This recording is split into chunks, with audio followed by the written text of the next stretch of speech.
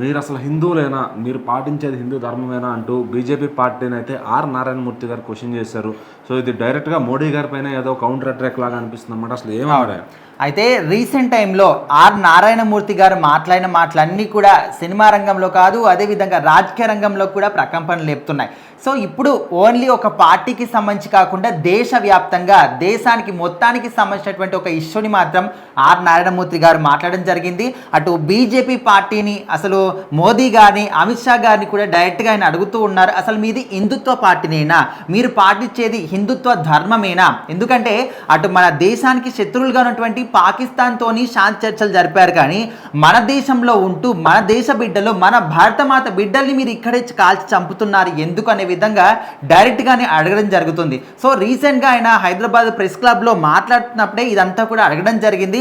ఎట్లా అంటే ఛత్తీస్గఢ్ ప్రాంతంలో ఎవరైతే ఆదివాసీలు ఉంటారో, ఓన్లీ ఛత్తీస్గఢ్ అనే కాదు దేశవ్యాప్తంగా ఆదివాసీల మీద మాత్రం మీకున్నటువంటి కోపాన్ని కావచ్చు ఇదంతా కూడా చూపిస్తూ ఉన్నారు. అండ్ ఆపరేషన్ కగార్ పేరుతోని వాళ్ళని బయటికి తీసుకొచ్చి మరీ కాల్చి చంపుతున్నారు. ఇది ఎంతవరకు నిజం?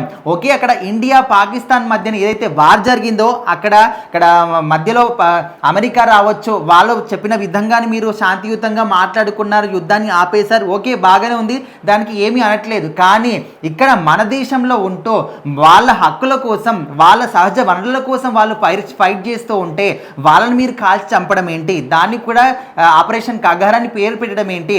కగార్ అంటే అంతం, చివరని అర్థం. సో మరి ఎవరిని అంతం చేయాలనుకుంటున్నారు? మన దేశ బిడ్డలనా, మన భారతమాత బిడ్డలనా?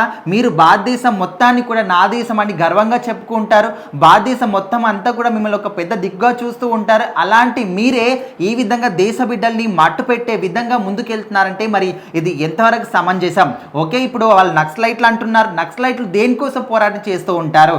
ఎవరైనా జనాల యొక్క ధనాన్ని దోచుకుంటే వాళ్ళ మీద ఫైట్ చేసే వాళ్ళు నక్సలైట్లు, ఎవరైతే వాళ్ళ తెగల వాళ్ళు ఉంటారో వాళ్ళ కోసం ఫైట్ చేసే వాళ్ళు నక్సలైట్లు, వాళ్ళకు ఒక పూట అన్నం కోసం ఫైట్ చేసే వాళ్ళు నక్సలైట్లు. సో అలాంటి వాళ్ళ మీద మీరు ఈ విధంగా అఘాయిత్యాలు చేయడం అనేది కరెక్ట్ కాదు.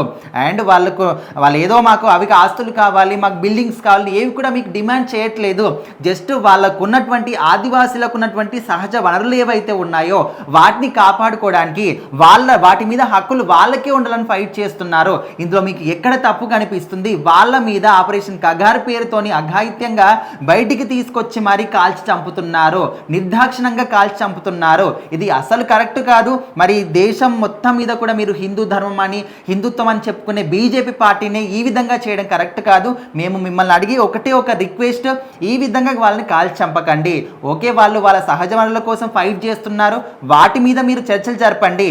ఈ విధంగా మన దేశ ప్రజల మీద చర్చలు జరపండి తప్ప, ఓకే బయట దేశాల పట్ల, శత్రువుల పట్ల చర్చలు జరిపారు, అంతా బాగానే ఉంది, కానీ మీరు మన భారతదేశ బిడ్డల్ని మాత్రం ఈ విధంగా గోసపుచ్చుకోకండి అనే విధంగా ఆర్ నారాయణమూర్తి గారు మరొకసారి సంచలనమైన విషయాలు వెల్లడించారు. మరి దీనికి కేంద్ర ప్రభుత్వం ఏ విధంగా రియాక్ట్ అవుతుంది, అసలు రియాక్ట్ అవుతుందా లేదా అని కూడా వెయిట్ చేసి చూడాలి.